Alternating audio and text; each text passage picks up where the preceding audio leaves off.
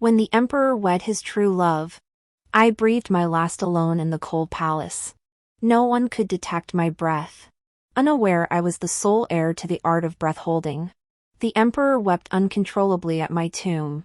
Yet I had already fled beyond the frontier. There, in an inn, I feasted heartily and casually caressed the abs of a young Western region lad. Life should have continued this merrily. Until one day an earthquake collapsed the imperial mausoleum. The emperor discovered my coffin held nothing but a pile of rotten potatoes. That day, the son of heaven flew into a rage, vowing to dig 3 feet into the earth to find me. When news of Chu Qian and Song Shu's impending wedding reached me, I was in the cold palace, eating a bowl of stale, cold rice. My palace maid, Yin Qiao, pitied me and snapped at the eunuch delivering the meal. Our empress consort is merely confined. She still holds the status of imperial consort in terms of food and provisions. The eunuch sneered coldly, good to know she's an imperial consort. But above her stands the empress. This servant merely follows the empress's commands. Yin Qiao's eyes flashed with fury. She knew it was Song Shu deliberately tormenting me. Yet no one in the entire palace dared speak out. Everyone knew that Song Shu, that beautiful woman who had only recently entered the palace, was Chu Qian's long-cherished love. People said she was kind-hearted and beautiful, like a goddess descended from heaven, pure and untouched. Even this food-delivering eunuch sided with her. Your Highness, you poisoned the empress. She spared your life, that is already a great act of mercy. Yin Qiao protested urgently. Our empress is being framed. I pressed her hand down, signaling her to stop. If Chu Qian didn't believe me, what good would arguing with this eunuch do? The eunuch curled his lip in disdain and walked away. Outside, I heard guards chatting idly about how deeply Chu Qian adored Song Shu. How magnificent their wedding had been. Keep your voices down. Don't let the one inside hear. Even if she hears us, it matters little. She dared poison the empress after just a few years with his majesty. The emperor won't let her leave the cold palace alive. Amidst the clamorous chatter, I curled my legs up on the bed, closed my eyes, and began practicing my breathing exercises. Yin Qiao brought in water for washing and, spotting me like this, looked worried. She leaned closer and whispered, Your Highness, are you practicing martial arts? My eyes remained shut as I nodded slowly. Yin Qiao grew even more uneasy, biting her lip. Your Highness, are you planning to escape? This servant knows Your Highness possesses martial arts skills. But the palace is guarded by attendants within and patrolled by imperial guards without. Even a peerless master couldn't possibly escape. I opened my eyes, sinking my breath into my lower abdomen. Yin Qiao didn't know. What I practiced was breath-holding cultivation. My name is Jiang Song, the sole inheritor of breath-holding cultivation in the world.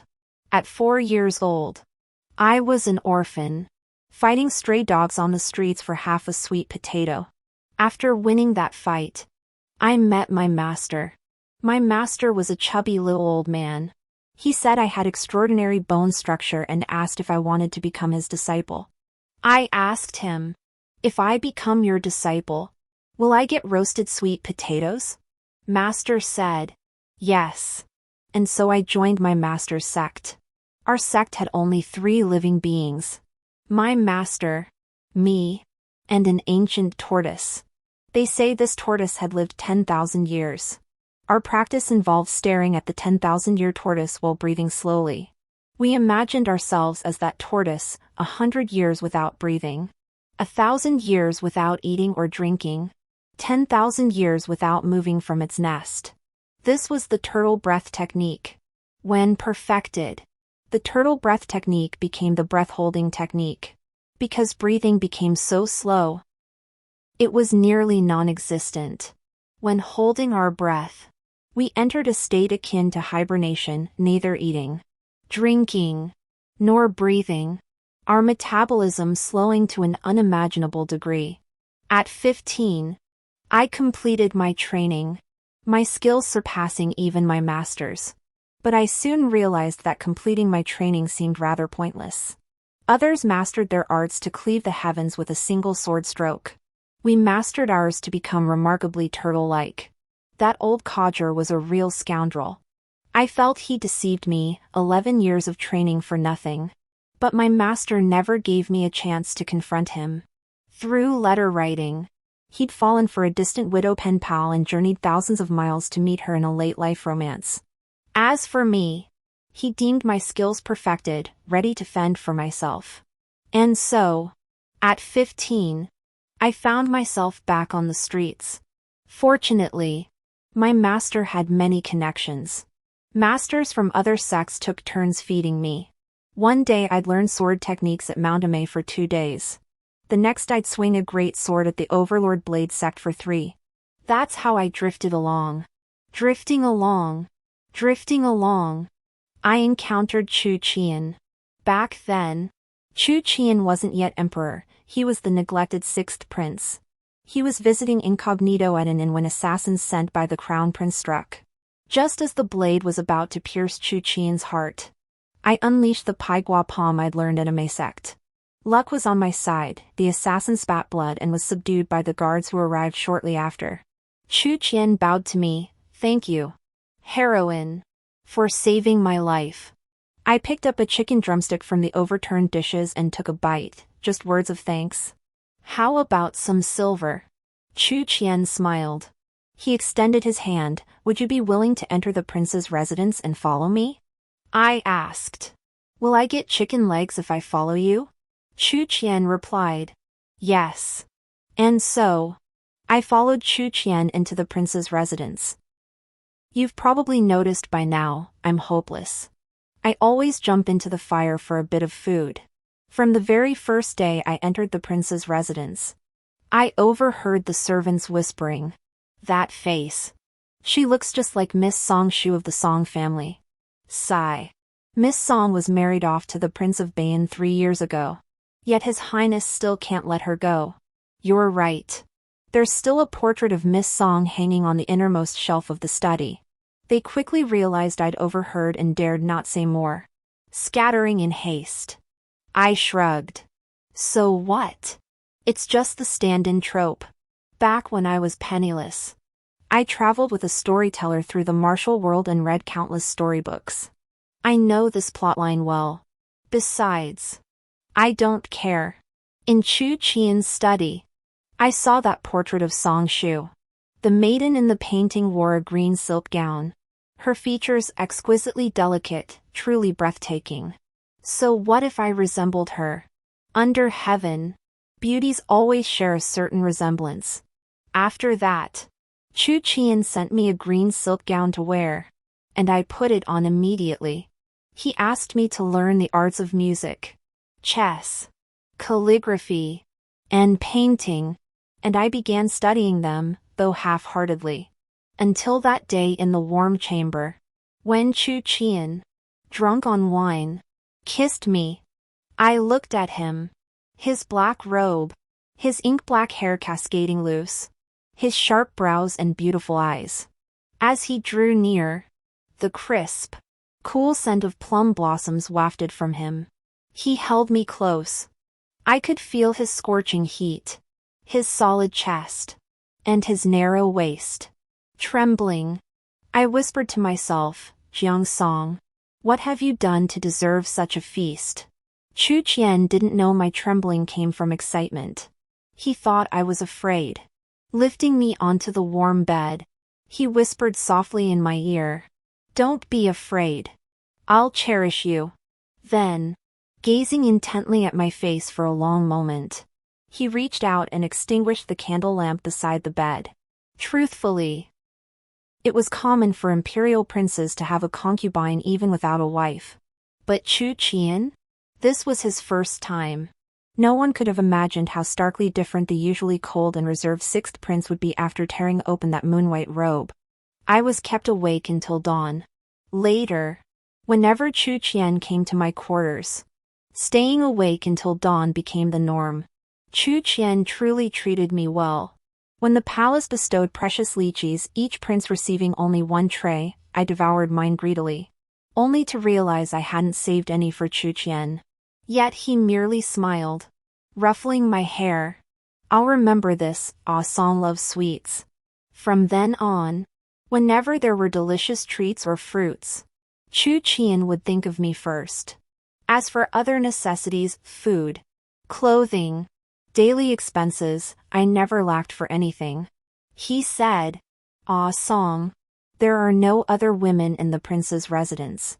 The silver is all for you to spend." So I didn't hold back, generously supporting my impoverished brothers. You see, martial artists may look imposing, but they're actually dirt poor. Even if Chu Qian was the least favored among all the princes, he was still incredibly wealthy. After Chu Qian gave the word, I generously lent money to every poor brother in the martial world who came asking, "Master Zhang's mother fell gravely ill? No problem, I'll summon the finest physicians and hire 8 maids to tend to the old lady."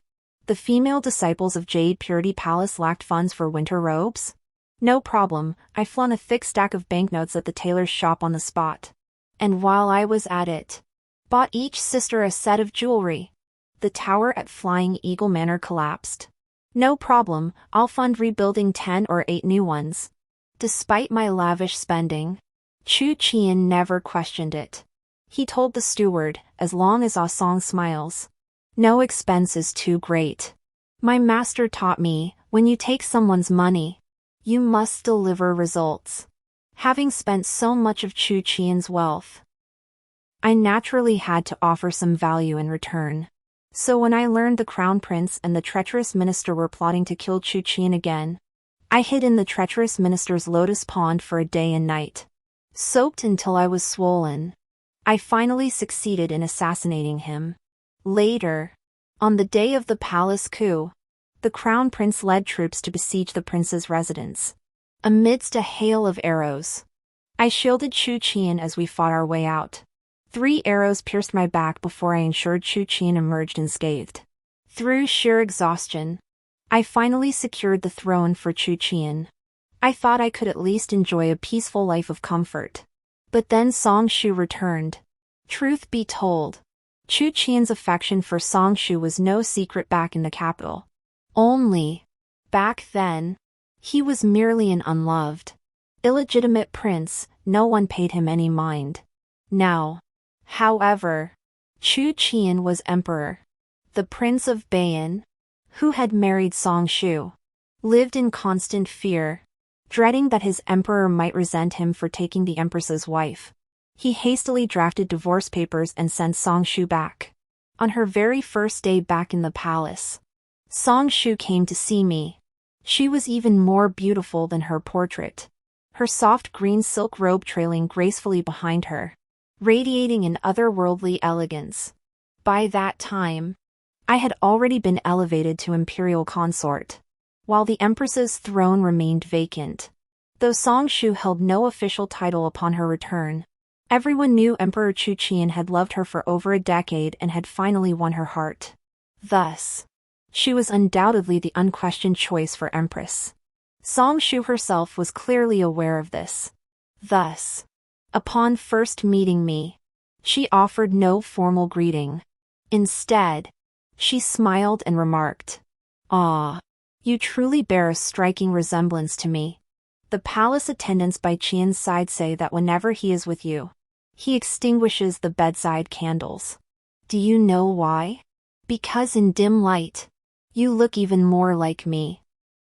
Ah, and look, you're wearing a Wu green gown too."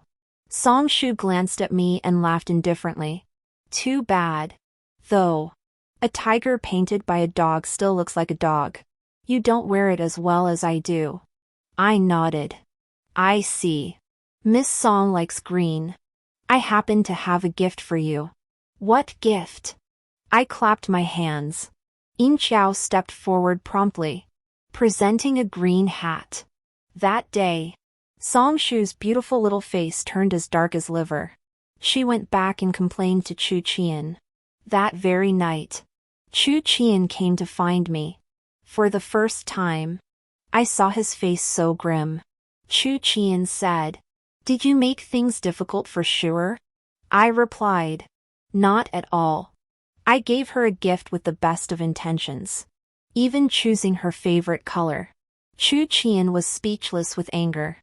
After that, he never visited my palace again. Once, whenever Chu Qian acquired any precious treasure, he would send it to me first.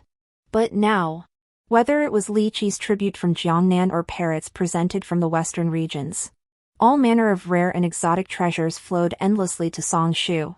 Once, when Yin Qiao went to the imperial kitchen to fetch my rock sugar bird's nest soup, the cook hesitantly explained, "Miss, I'm sorry. Blood swallows are in short supply lately. The emperor said Miss Song Shu is frail, so they're prioritizing her." Song Shu even snatched my favorite sweets. Yet she still seemed unsatisfied.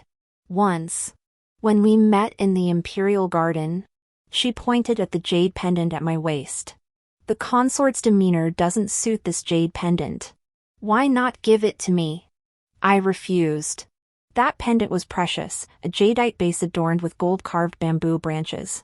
But I wouldn't give it to Song Shu not because of its value, but because it was the first gift Chu Qian ever gave me. Later, during the palace coup, I wore it while fighting alongside Chu Qian through life-threatening battles. The more I refused, the more Song Shu desired it. Amidst our argument, Chu Qian arrived. Song Shu immediately knelt. "Your Imperial Majesty, this humble servant has overstepped." I merely never saw such exquisite jade before and gazed upon it a few moments longer. Her almond-shaped eyes glistened with moisture, a single tear hanging at her cheek. I couldn't help but feel pity for her. Chu Qian frowned. He strode forward and helped Song Shu up. "What's wrong?" Song Shu wept. "Your Majesty, I truly only saw this jade pendant and felt an overwhelming fondness for it, so I couldn't help but keep staring at it. But the noble consort accused me of coveting it, implying I wanted to force her to give it to me." Song Shu turned to me. "Your Majesty, I truly had no such intention." I sighed. If Song Shu were an actress, she would surely be a star of the opera. Chu Qian's expression darkened. He glanced at the jade pendant and said to me, "Consort, it's merely a jade pendant. Give it to Shuer." He didn't recall this was the gift he'd given me upon our first meeting. Standing behind Chu Qian, Song Shu curled her lips into a triumphant smile directed at me. I pretended not to see her and replied coolly, "On what grounds?" Chu Qian tried to reason with me. "Consort, you've been with the emperor for so many years. You possess every treasure this world has to offer. Shuer is different. She endured much hardship in the northern lands all these years. She isn't one to covet gold or jade. Most things hold little interest for her. Now that she's found something she truly cherishes, can't you let her have it? After all, your palace holds thousands of such jade pendants." I listened quietly as Chu Qian finished, then smiled faintly. "Is that so? Then." I picked up the jade pendant and tossed it into the nearby pond. "If she likes something, the emperor can give it to her. But my possessions are mine alone to dispose of." They say that night, I frightened Song Shu. After returning to her quarters, her accumulated worries turned to illness, and she fell gravely ill. Streams of medicinal decoctions were poured down her throat, yet her condition showed no sign of improvement. It wasn't until later that they discovered the decoctions contained slow-acting poison. The palace attendant who was dragged out trembled as she knelt and confessed the mastermind behind it. It was Consort Jiang who ordered us to do this. By then, Song Shu was already pregnant. The child was lost. Stumbling, she threw herself into my palace, clutching an empty swaddling cloth and weeping. "Your Highness, you may envy my place in His Majesty's heart, but children are always innocent." Before I could speak, she collapsed unconscious on the floor. Chu Qian arrived shortly after. He lifted Song Shu, who leaned against his chest. Her pale, tear-streaked face like a beautiful yet fragile porcelain figurine, as if it might shatter at any moment. Chu Qian looked at me. He murmured softly, "Jiang Song, you have no right to envy Shuer. You should know very well that all these years, my kindness toward you was because of her." With that, Chu Qian carried Song Shu and turned to leave. After he departed, that evening's supper saw me devour 3 plates of cherry pork, 2 grilled lamb chops, 5 fried squabs, and 7 bowls of steamed sweet milk pudding. Yin Xiao kept patting my back, urging, "Your Highness, please eat more slowly." No. If I ate slower, my tears would fall. I told Yin Xiao, "You should eat too. There might not be another chance." My hunch proved right. The next day, the imperial edict arrived. I was convicted of poisoning Song Shu. Stripped of my consort's robes, I was banished to the cold palace. In the cold palace, I had ample time to reminisce. I recalled my master's words. He said, "People see clearly when they're outside the game, but become blind once they're in it." I followed Chu Qian for 7 years, believing myself clear-headed. Yet I too had entered the game. Love is the most formidable trap in the world. My master was ensnared, abandoning home and livelihood to pursue a beautiful widow. I too was trapped, unwittingly developing genuine feelings for the heartless emperor. Yet my master also taught me, when one makes a mistake, it's never too late to change. For the first time, I realized how truly great my master was. He taught me the most profound truths of this world. He imparted to me the most useful skills in existence. That night, I practiced breathing exercises in silence, feeling my breath grow slower and slower, my body sinking as if into flowing water. In the distance, the sounds of Chu Qian and Song Shu's wedding echoed. Firecrackers crackled hundreds, perhaps thousands of times, their festive cheer nearly spilling into this cold palace. Yin Xiao sat beside me. The charcoal fire in the palace was insufficient, and she tenderly rubbed my hands, reddened by the cold. I wiped away her tears. "Don't cry, Yin Xiao. We'll be free soon. Speaking of which, do you know what burial offerings a consort would receive? Though stripped of my robes that day, my title remained." Yin Xiao immediately frowned. "What nonsense are you spouting, Your Highness? Spit. Spit. Spit." "Oh, I'm just asking out of pure curiosity." Yin Xiao counted on her fingers. "Oh, plenty. Take the late emperor's consort Lu. For instance, golden-laid pearl earrings, coral bracelets with 18 beads, gilded filigree phoenix hairpins, lapis lazuli necklaces." I did the math in my head. Right, enough not just to live comfortably for the rest of my life, but to squander for 8 lifetimes. That damned dog of an emperor. He'd rather bury this treasure in his tomb than let us common folk enjoy it. Heartless bastard. While Yin Xiao went to fetch clothes from the courtyard, I took care of a few more things. By the time she returned, everything was ready. As she helped me into bed, I casually remarked, "Oh, right. I left a letter under my pillow. If the emperor comes to see me, please give it to him. Don't forget." Yin Xiao hesitated. She knew full well that Chu Qian and Song Shu had just been married, and it was unlikely he'd visit me again anytime soon. But she feared upsetting me. So she reassured me, "I'll remember, Your Highness. Rest assured." I closed my eyes. Darkness enveloping me. My breath grew slower. My blood flowed more sluggishly. I felt my body gradually grow cold, first my hands and feet, then creeping up my limbs, finally reaching my heart. Its rhythm slowed until it finally stopped beating. Very well. It repaid all those extra beats it had made whenever I saw Chu Qian over the years. Chu Qian must be consummating his marriage with Song Shu right now. Right? This time, He wouldn't need to deliberately extinguish the candles. The next morning, everyone witnessed the affection between the newlywed emperor and empress. Chu Qian sat beside Song Shu in Fini Palace, her first day as empress. By protocol, all palace consorts should come to pay their respects. But Chu Qian had no other consorts. His only consort was the imperial consort Jiang Song, who had already been banished to the cold palace. Song Shu gently wrapped her arm around Chu Qian's and suggested softly, "Imperial consort Jiang still holds her rank. Shouldn't we allow her to pay her respects as well?" Chu Qian's eyes darkened. He replied coldly, "She poisoned you and has been banished to the cold palace. Why would you wish to see her?" Song Shu spoke softly. Sister Jiang was momentarily misguided. "Besides, now that I've finally married you, I wish to receive everyone's blessings." Chu Qian turned his head, gazing at Song Shu's beautiful face. After a long moment, he sighed softly. "If it makes you happy." He then addressed the eunuch. "Bring consort Jiang."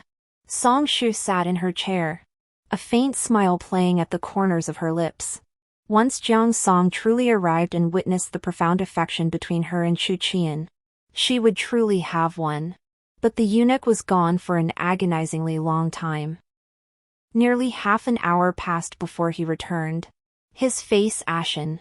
Kneeling on the floor, trembling violently, he finally managed to choke out the words, "Consort Jiang has passed away."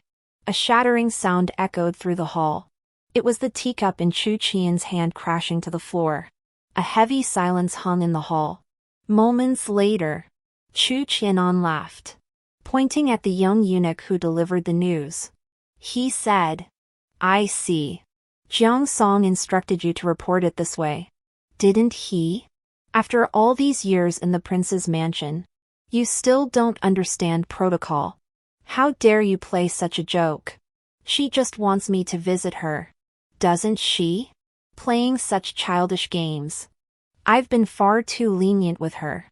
The eunuch raised his head. He dared not speak further. His face deathly pale, streaked with tears of terror. Chu Qian studied the eunuch's expression. His smile slowly faded. Rising slowly, he murmured, "Is what you say true?" The eunuch prostrated himself, kowtowing, "Absolutely true. When consort Jiang was discovered this morning, her body was already cold. Your Majesty." Song Shu gasped in alarm, for she saw Chu Qian's form sway violently, nearly collapsing to the ground. "I finally waited for Chu Qian." The young eunuch's drawn-out voice echoed, "His Majesty has arrived." Yet no one entered. Chu Qian remained standing at the doorway. Yin Qiao, her eyes swollen like walnuts, coldly declared, "Your Majesty, if you wish to enter, then enter. What is there to fear? The Empress loved you so deeply in life. Even as a ghost, she would never harm you." The word struck him like a heavy blow to the back of the head. His body swayed again, all color draining from his face.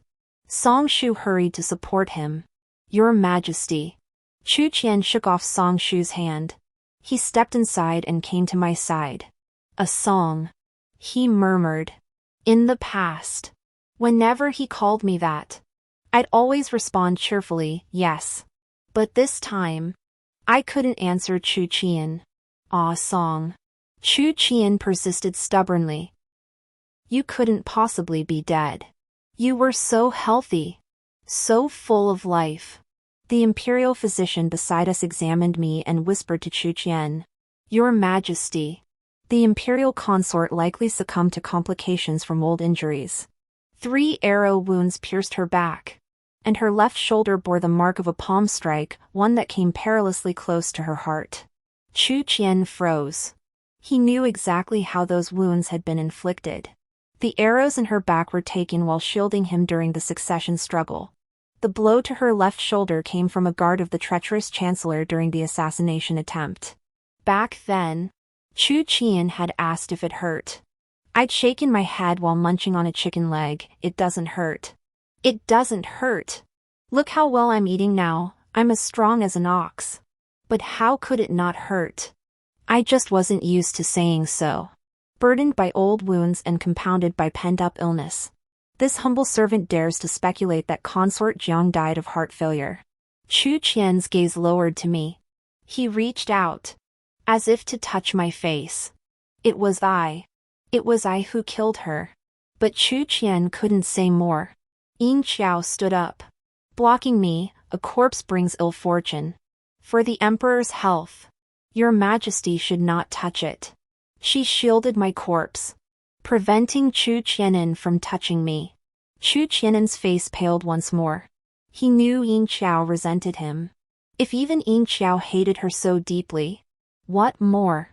His voice was hoarse. Before leaving, did a song harbor resentment toward me? Yin Xiao remained silent. The Empress Dowager did not mention it. She produced a letter. Her expression cold. This is what Her Majesty left for your Majesty. Read it yourself. Chu Qian dismissed everyone. Alone in the cold palace. Seated beside my corpse.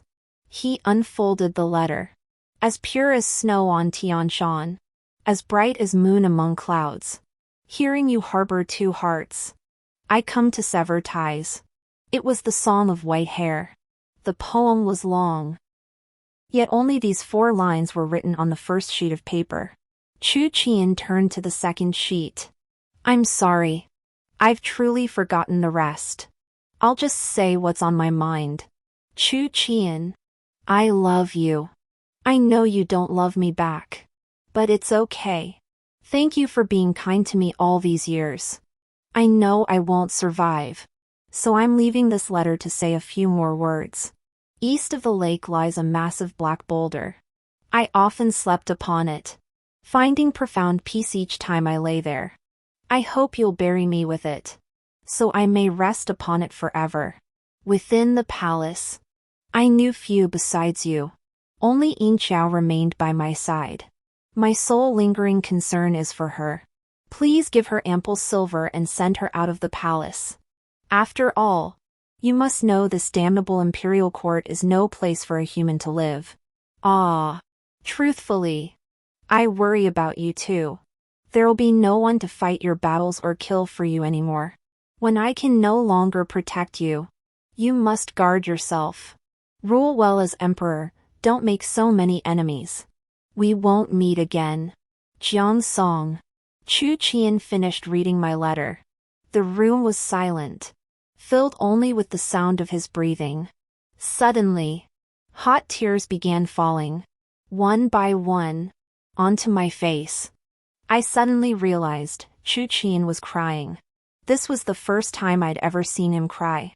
Why was he crying? He'd said it himself, he loved Song Shu. And his kindness toward me was only because I resembled her. Could someone feel this much sorrow over the death of someone they didn't love? I didn't understand. My master never taught me such things. I don't know how long it was before a young eunuch entered to report. Your Majesty.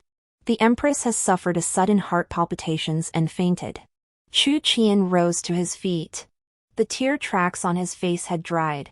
And he looked as cold and distant as ever. Understood. I shall go immediately. See? Even though my death caused Chu Qian some sorrow, he would still go to be with Song Shu. Fortunately, I no longer cared. My body lay in state at the imperial ancestral temple, awaiting burial on an auspicious day. Yin Xiao kept vigil for me, collapsing in tears multiple times. My heart ached for her, and several times I wanted to sit up from the coffin to comfort her. But I couldn't. Yin Xiao was impulsive and couldn't keep secrets. For the sake of our future plans, I had to let her suffer this hardship for now. Chu Qian never came to see me. Yet he honored my final wish, bringing the massive black boulder from the eastern lake to serve as my burial bed. On the day of the burial, Chu Qian and Song Shu arrived together. Chu Qian remained composed throughout, until a palace maid timidly presented an object to Song Shu, Your Majesty. This was retrieved from the lotus pond. It appears to be what you once desired. It was a jade pendant, with a jadeite base adorned with gold-carved bamboo segments. I had worn it for many years before tossing it into the lotus pond. Song Shu scolded softly. What an unlucky trinket. I don't want it. She reached to toss it aside. But Chu Qian suddenly spoke. Hand it over. For some reason, the gold ornamentation on the jade surface shattered the moment it touched Chu Qian's hand. The jade pendant split into several pieces. Judging by the edges, it had been broken for quite some time. Chu Qian froze. A broken jade? It was well known that jade could shield its owner from calamity. But a shattered piece was an ill omen, inviting misfortune instead. With so many rare treasures in my palace, why would I wear a broken jade pendant? Ying Qiao, her eyes red, explained. The Empress told me this jade pendant was given to her when you first met. Chu Qian froze. When she wore this pendant to protect the Emperor during the succession struggle, an arrow fired by the Crown Prince's men struck it. The jade shattered. The Empress Dowager had craftsmen fashion a gold casing to piece it back together. She said wearing this pendant meant misfortune would find her instead, leaving blessings for the Emperor. She loved the Emperor, so she willingly shielded him from calamity. The coffin lid suddenly flew open. Chaotic voices erupted, eunuchs and palace maids shouting to restrain him. Song Shu's wails piercing the air. Chu Qian was calling my name. A song. A song. I'm here. I'll stay with you. He seemed mad. His eyes bloodshot. Struggling to lie down in the coffin. Song Shu shouted. Quickly. Drag the Emperor away. Chaos ensued. Ultimately, Chu Qian was forcibly dragged away by the palace attendants. The coffin was sealed and buried underground. After a long while, my breathing gradually returned to normal. Opening my eyes, I was nearly blinded by the dazzling piles of gold, silver, and jewels filling the coffin. I knew there'd be many burial offerings, but never this many. The sheer joy nearly knocked the breath out of me. Now my breathing had finally steadied, but the air inside the coffin was finite. Thick earth sealed the top, even a peerless master would struggle to break through. But no worries, I brought backup. Hey, old buddy. I tapped the massive black stone. Moments later, a head emerged from the stone, along with 4 legs and a tail. Yep. It was the founder of our breath-holding kung fu sect, my master, the 10,000-year tortoise. It slowly pushed open the coffin lid, then continued shoving aside the overlying soil. Fresh air poured in. I stretched my arms joyfully toward the sky. I'm finally free. 3 years later. Word spread far and wide, a beautiful, wealthy woman had appeared in the frontier taverns. Handsome young men vied for her favor. Clearly, that wealthy woman was me. At this moment, 8 dashing young men lined up before me, each showcasing their talents to win my heart. The first recited poetry on the spot, pouring out his affection for me in flowing verses. The second picked up a brush and swiftly captured my beauty in ink and wash. The third played the guqin, entrusting his feelings to the watery melodies. Each possessed a talent truly unparalleled. Yet I found myself growing drowsy, clapping half-heartedly, until the 8th stepped forward, propping up my nearly closed eyelids. I mumbled sleepily. What talent do you have? Show it. The youth replied. As you wish. Then flung open his outer robe to reveal a chiseled 6-pack. Startled awake from my deathbed, I sprang up like a carp leaping out of water, clapping frantically. Excellent! Absolutely splendid! The other young gentlemen were furious. Who would have thought this wealthy heiress, though loaded with riches, had such a vulgar taste? I turned to the 8th young man. You shall keep me company with wine tonight. He approached and sat close beside me. This was an exceptionally handsome Western youth, high nose, deep-set eyes, snow-white skin, tall and robust, so striking one couldn't look away. But I'm no stranger to the world. So I remained utterly composed. I casually touched his Adam's apple. Then his chest muscles. Finally his abs. Before calmly praising, "Truly a masterpiece." I rewarded the Western youth with a handful of gold beads. He said, "I've long heard of your beauty, miss. Serving you wine is my honor, no payment needed." I declared imperiously, "Enough talk. Take it and be done with it." The Western youth beamed with delight, clearly growing more enamored with this domineering, beautiful, wealthy woman. He poured me wine. "From your accent, you're not from around here. May I ask where you come from?" I replied coolly, "Me? Just a dead person." Truthfully, I hadn't always introduced myself this way. I used to invent elaborate backstories. But I soon realized this was the coolest way to present myself. That air of melancholy and world-weariness amplified my mysterious allure. Sure enough, upon hearing this, the Western region youth widened his lapis blue eyes. "You must be a woman of many stories." In the main hall of the tavern, a storyteller banged his gavel, recounting tales of the current emperor and empress. That is, Chu Qian and Song Shu. In the tale, Chu Qian and Song Shu were childhood sweethearts. Yet, in his youth, Chu Qian held a lowly position and couldn't protect his beloved. He watched helplessly as Song Shu was married off to the north. Later, after surviving countless dangers and securing the throne, Chu Qian finally brought Song Shu back, crowning her empress. For years since, she remained the sole consort in the palace. Chu Qian never took another. The Western youth asked me, "Young lady, what's wrong?" I snapped back to reality. Nothing. This was already the best possible ending to this story. Yet before I could finish my sigh, a galloping horse appeared below the tavern. The rider reined in, stumbled up the steps, shoved the Western youth out of the room, then grabbed my collar in panic. "Oh no! An earthquake!" The person was none other than Yin Xiao.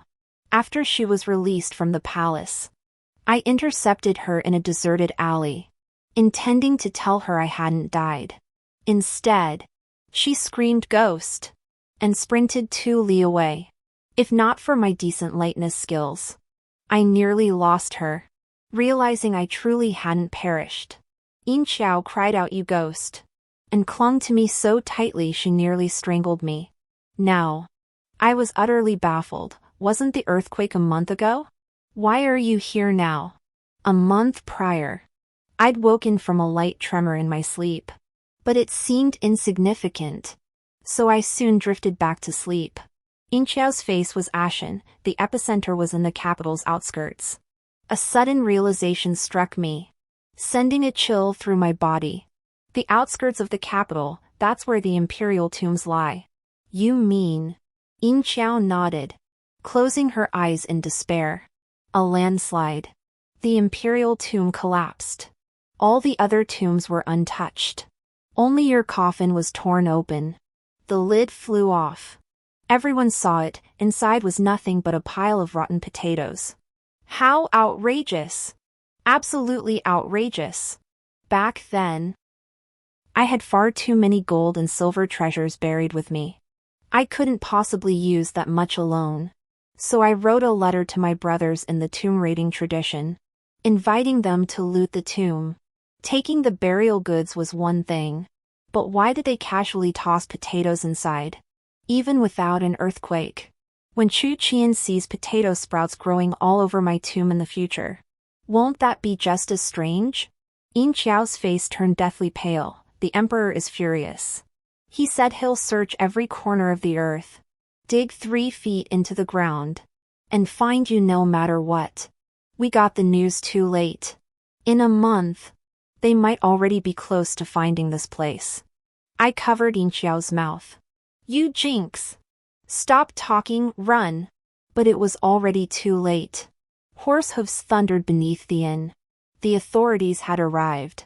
Inside, dancers, courtesans, and storytellers scattered in panic. Amidst the carriages, a black stallion leapt forward, its rider a familiar figure. He looked up, I looked down. Separated by a floor, our gazes met from afar. Chu Qian.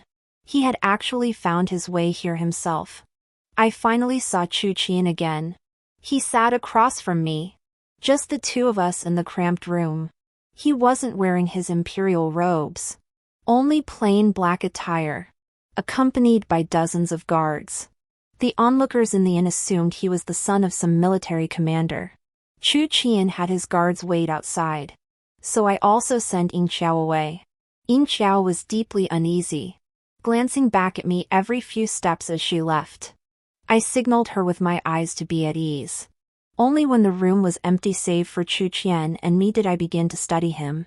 He had grown terribly thin, his cheeks and eye sockets sunken, all traces of his former spirited vigor gone. He seemed to be living an unhappy existence. Yet having reigned as emperor for 3 more years, his imperial authority had only grown. When his face remained expressionless, it easily inspired fear. Chu Qian's dark, deep pupils fixed on me. He said coldly, "We meet again. Jiang Song." Back in the prince's mansion. He called me Jiang Song in public and Ah Song in private. After Song Shu returned to the palace, he never mentioned my name again, addressing me only coldly and distantly as Your Imperial Highness. Though he called my name now with anger, there was an unexpected hint of desire for closeness. This room in the inn was one I had reserved year-round, making Chu Qian my guest. I wanted to ease the tension. After such a long journey, you must be thirsty. Young master. Attendant. Pour tea. The door opened, and that tall, handsome Western region youth entered to begin brewing tea. Chu Qian glanced at him, his expression darkening instantly. Are there no other maidservants in this inn? Why must you be the one serving tea? The Western region youth hurriedly bowed, reporting to the young master.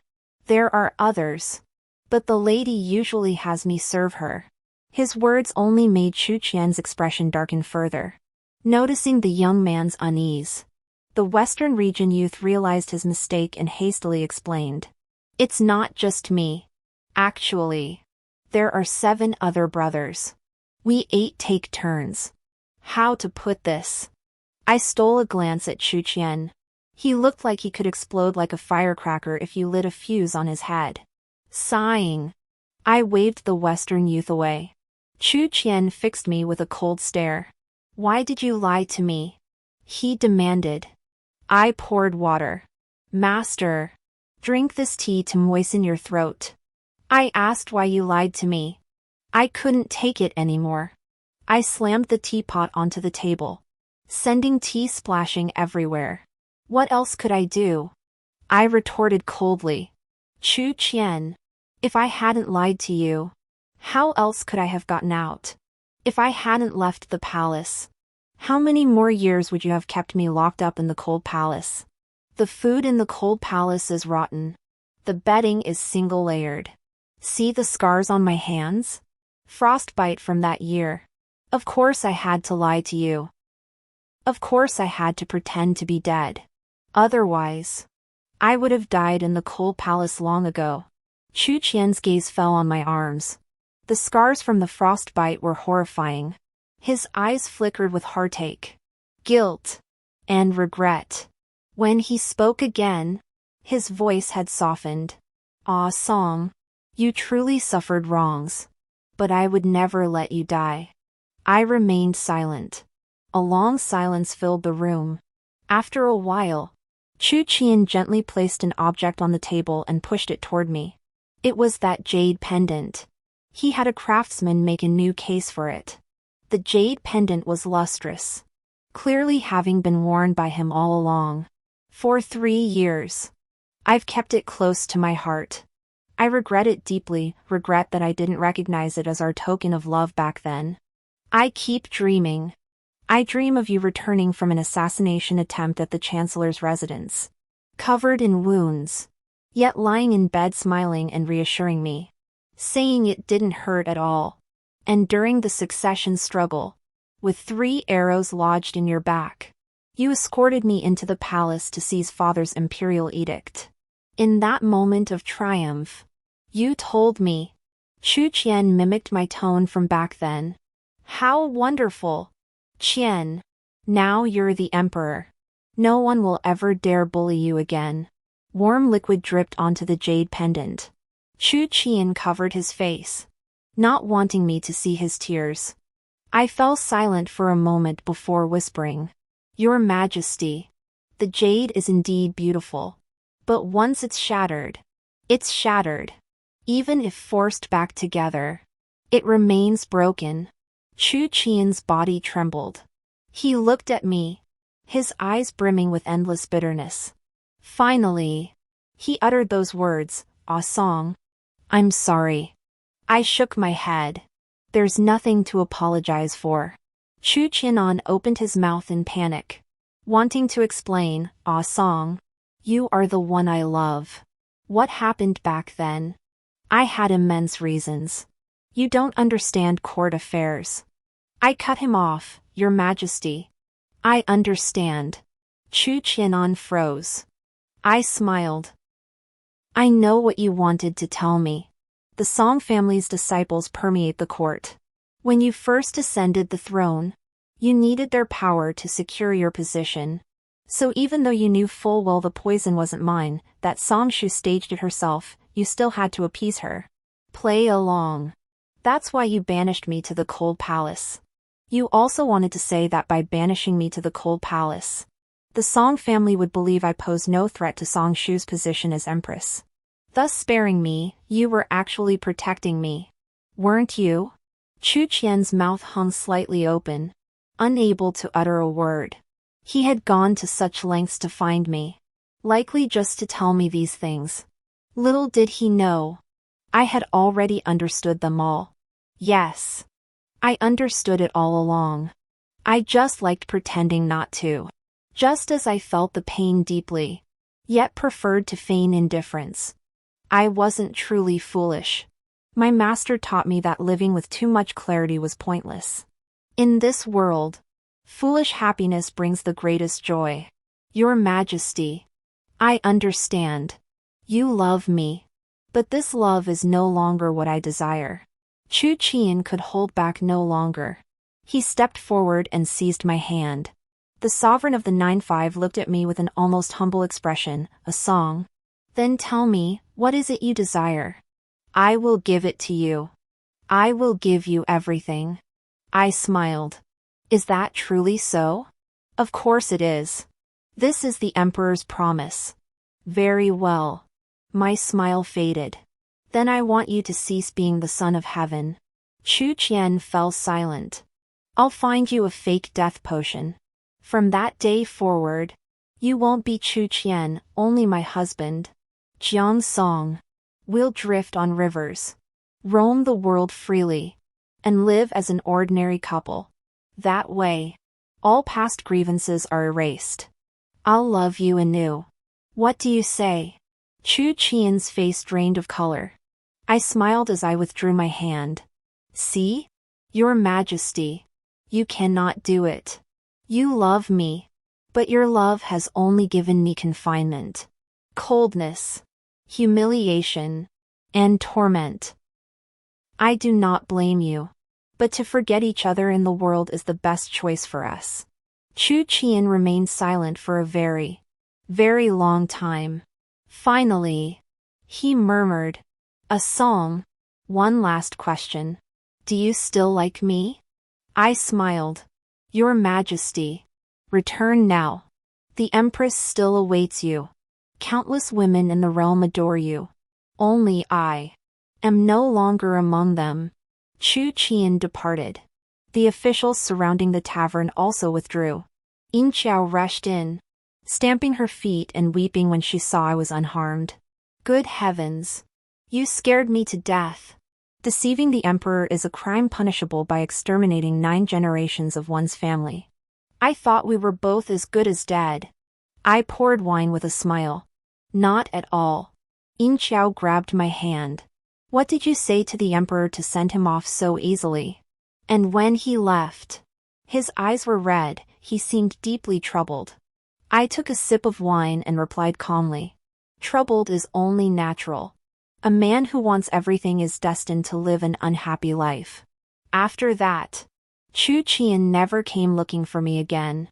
I continued my drunken, dreamlike existence in the frontier taverns, even taking in a few orphan children and teaching them breath-holding techniques. Yin Xiao established businesses in the city, becoming a renowned businesswoman throughout the western regions. Whether it was tea, horses, or silk, no trade escaped her reach, granting her information networks that spanned the land.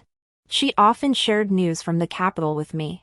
Once Chu Qian had fully consolidated his power, he launched a sweeping investigation into the Song family, charging them with dozens of crimes including abuse of authority and embezzlement. The Song family, which had held unrivaled dominance since the reign of the previous emperor, was utterly brought down. Song Shu was banished to the cold palace. Rumor had it Chu Qian poisoned her food with the same toxin she had falsely accused me of using against her. I remained calm upon hearing these developments. The palace's past seemed like a tale from a previous life, a storyteller's fable that could no longer stir even the slightest ripple in my heart. Several more years passed before the palace's chief eunuch journeyed all the way to this small western region town. He said Chu Qian was gravely ill, clinging to life by a thread, and wished to see me one last time. I hesitated for a long time before finally telling the eunuch. I still won't go. The emperor has obtained everything he desired in this life. I am his sole regret. This lingering regret is what sustains him, giving him the will to endure this illness. If I return to see him, he might feel all earthly desires fulfilled, and his spirit would fade. Therefore, please convey to the emperor, focus on your recovery. I shall have ample time with him in the future. The grand eunuch bowed. Your wisdom, your majesty, leaves this old servant in awe. He departed. Yin Xiao happened to visit me then, overhearing the tail end of the conversation. Privately, she gritted her teeth at me. Why did you save that dog emperor? You should have gone to see him instead, just to infuriate him to death. Then we'd be free of worries. I waved her off.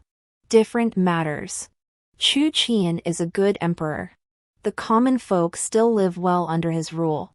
Besides, if the emperor dies, it's a national mourning. The whole country would be in mourning. Where would we even get our wine then? Yin Xiao couldn't contain her anger. But you still shouldn't have told him we have plenty of time together. I smiled. His time will come meant nothing more than, once he entered the palace gates, he'd be lost in a sea of power, while I'd remain a wandering vagabond. Life stretches on, yet we'd never meet again.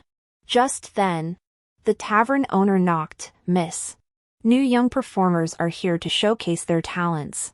Bring them in quickly. 16 youths lined up before me. What talents do you possess? In unison, they lifted their outer robes, revealing chiseled abs.